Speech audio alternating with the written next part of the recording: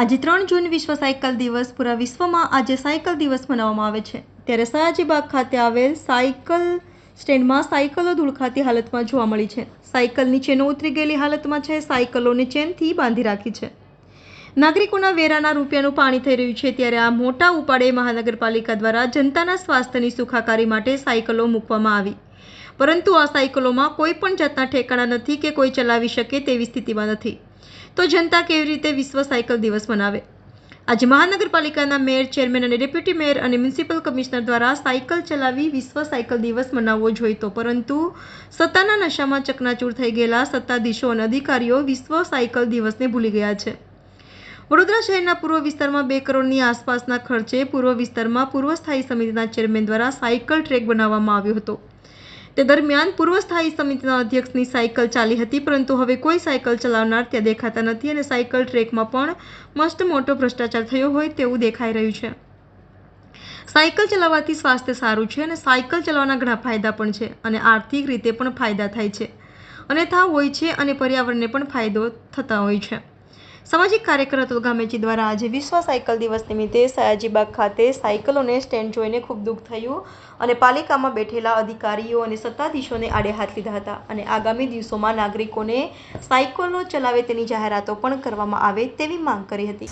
આજે વિશ્વ સાયકલ દિવસ છે। પૂરા વિશ્વમાં આજે સાયકલ દિવસ મનાવવામાં આવે છે, પરંતુ જોઈ શકે છે કે વડોદરા શહેરમાં જે રીતના સાયકલો આ ઐતિહાસિક કમાટીબાગ સયાજીબાગમાં પડી છે, ધૂળ ખાતી સાયકલો છે, સાયકલોની ચેનો ઉતરી ગયેલી છે, ઘણી સાયકલોમાં હવા નથી। આજે વિશ્વ સાયકલ દિવસે વડોદરા મહાનગરપાલિકાએ કાર્યક્રમ આપવો જોઈતો હતો, સત્તાધીશો અધિકારીઓ અહીંયા આવવું જોઈતું હતું, પરંતુ ક્યાંક ને ક્યાંક વિશ્વ સાયકલ દિવસે કોઈ આવ્યા નથી, લોકો સુધી જાણકારી પહોંચાડતા નથી।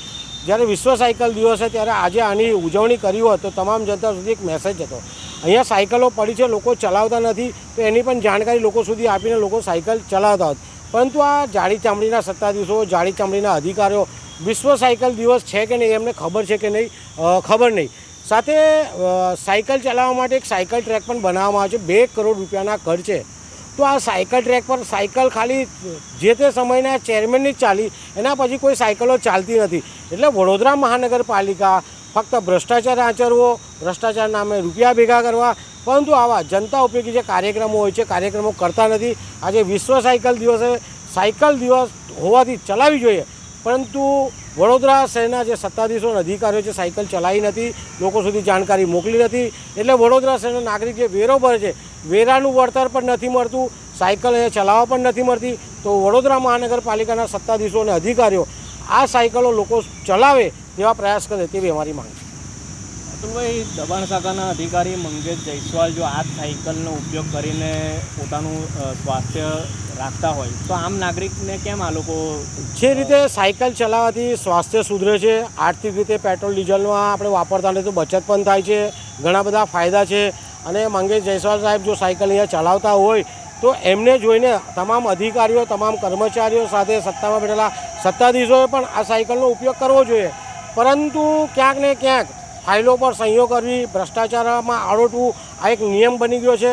પરંતુ આજે વડોદરા શહેરના સત્તાધીશો અધિકારીઓને વિનંતી છે કે વિશ્વ સાયકલ દિવસ હોવાથી આપ પણ સાયકલ ચલાવવી જોઈએ, લોકો સુધી પણ મેસેજ મોકલવો જોઈએ, અને જ્યારે મંગેશ જયસ્વાલ સાહેબ સાયકલ ચલાવતા હોય તો તમામ અધિકારીઓ આમની પાસે શીખ લેવી જોઈએ। આપનો પરિચય? સામાજિક કાર્યકર અતુલ ગામેચી।